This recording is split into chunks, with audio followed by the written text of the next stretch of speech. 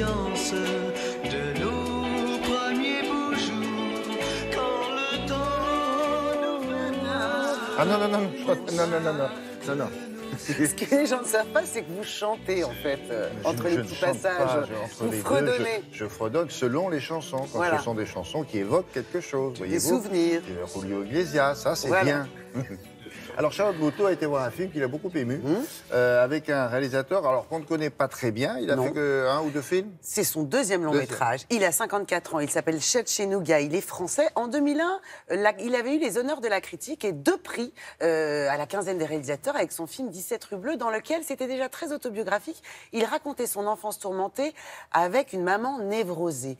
On le retrouve ici, il s'inspire à nouveau de son expérience en nous racontant l'histoire d'un jeune lycéen qui est en classe de première dans un lycée parisien assez bourgeois et qui, suite au suicide de sa maman, donc cette mère névrosée, va se retrouver placé en foyer, un centre d'accueil pour enfants en difficulté. Oui, parce qu'il n'a pas de famille apte à le recueillir. Oui, c'est ça, sans sa mère, il est abandonné, quoi. Il est abandonné. Il décide de ne rien dire à ses amis, à son entourage, et fait croire que le soir, après l'école, il va dormir chez sa tante. Le film nous montre comment, durant toute une partie de sa jeunesse, ce jeune garçon va naviguer entre 2 mondes. La journée, l'univers cossu et feutré de son lycée à Paris avec ses amis bourgeois.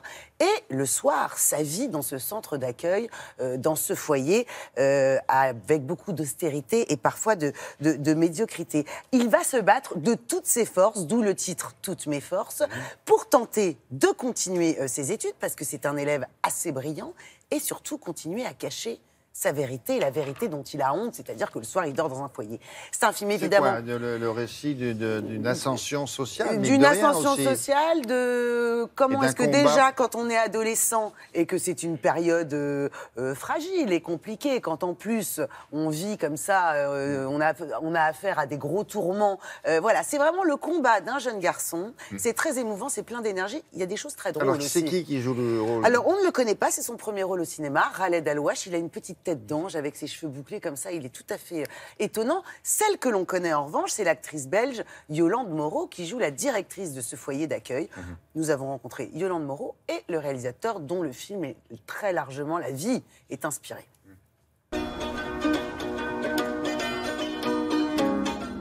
Bonjour Yolande, bonjour Chad. Bonjour. Maman? Maman? Ta mère, elle est au ciel. Tu sais très bien qu'on ne peut pas te prendre avec nous. Alors, on sait que c'est une fiction. Dans quelle mesure est-ce que ce film est proche de vous? Je ne me cache pas que c'est un film autobiographique. Moi, j'ai été placé, quand j'étais ado, dans un foyer. À l'époque, ça s'appelait la DAS. Aujourd'hui, c'est l'aide sociale à l'enfance. Ouais. Et de façon un peu similaire à ce qui lui arrive dans le film.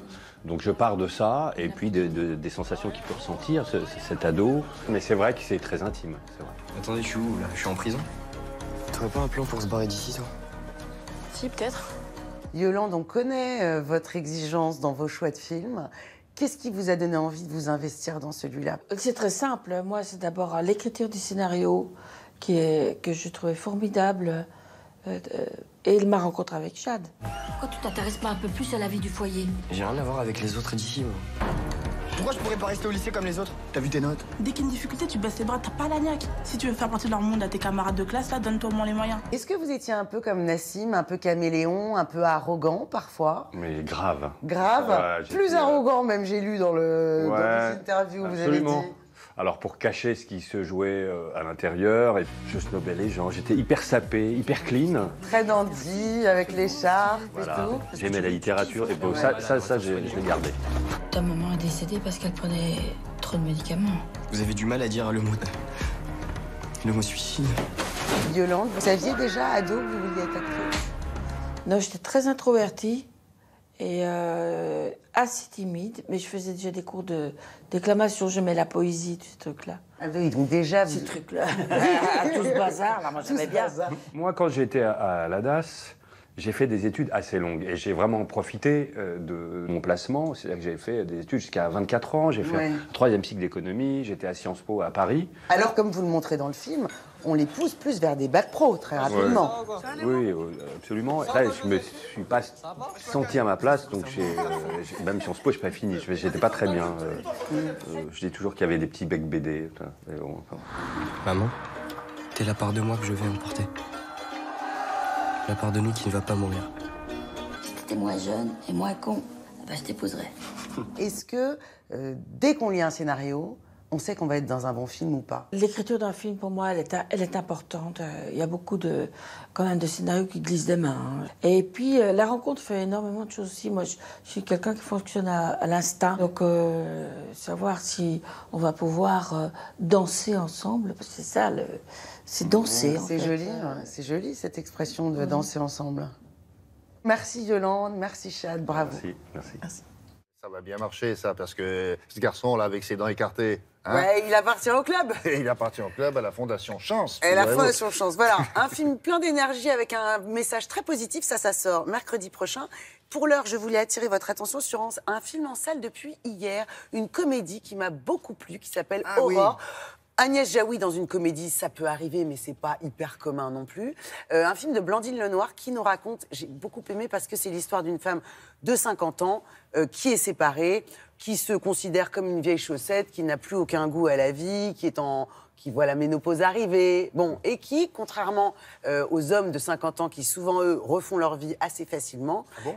Oui, il paraît, ce sont des études. Elle a perdu toute estime d'elle. Eh bien, étonnamment, non.